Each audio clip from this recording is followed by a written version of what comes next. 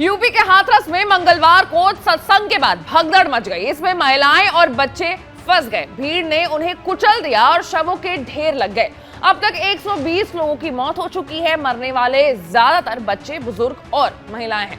हाल यह है कि सालों में ये सबसे बड़ी त्रासदी बताई जा रही है। अब सवाल ये उठता है कि आखिर जब इतनी बड़ी संख्या में लोग वहां आने वाले थे तो क्या इन लोगों के लिए कोई इंतजाम नहीं किए गए थे? आखिर क्यों ये भगदड़ मचा और क्यों लोगों की जान गई? तो कुल मिलाकर के 15 लापरवाहियां हैं जो कि सामने आई हैं, जिन कारण से ये पूरा जो हादसा है वो हुआ है।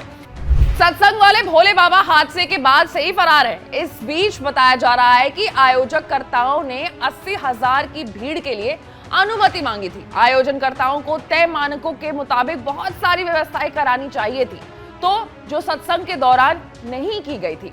अब जो लापरवाही है उसकी लिस्ट में आपको गिनाती हूँ। पहली लापरवाही है कि पहले एग्जिट और एंट्री पॉइंट नहीं बनाया गया। दूसरा, मार्किंग करके पॉइंट्स बनाए जाते हैं लेकिन कहीं मार्किंग नजर नहीं आई। तीसरा, इमरजेंसी रास्ता नहीं बनाया गया। चौथा, 80,000 लोगों के हिसाब से मेडिकल टीम वहां मौजूद नहीं थी।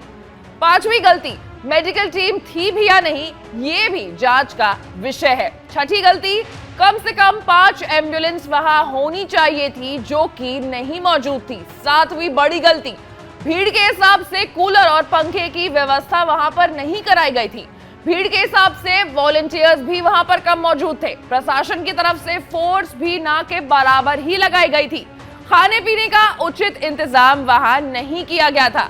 जिस रास्ते से बाबा का काफिला गुजरा उस पर कोई बैरिकेडिंग नहीं की गई थी। आयोजकों ने जो अनुमति ली उसमें सभी बातों का जिक्र नहीं था। 13वीं गलती, पूरे मैदान को समतल करके कम से कम 10 एकड़ जगह को बराबर करना था जो कि फिर से नहीं किया गया। 14वीं गलती, मैदान के चारों तरफ आने जाने के रास्ते बनाने थे लेकिन नहीं बनाए गए, बस छोटा सा कच्चा रास्ता ही बनाया गया था। और आखिरी 15वीं गलती, अनुमति लेने और देने दोनों में बड़े स्तर पर लापरवाही की गई है। तो ये कुल मिलाकर के वो 15 गलतियां, 15 लापरवाही की गई है उस सत्संग आयोजकों की तरफ से, बाबा की तरफ से, जिसके कारण ये जो पूरा हादसा है वो हुआ है। और आपको मैं बता दूं कि डॉक्टर्स का कहना है कि भगदड़ में जो लोग भी मारे गए हैं उनकी जो जान गई है वो दम घुटने के कारण ही गई है। तो अगर अच्छे तरीके से बंदोबस्त किया गया होता, इंतजाम पुख्ते होते तो शायद ये हादसा टल सकता था।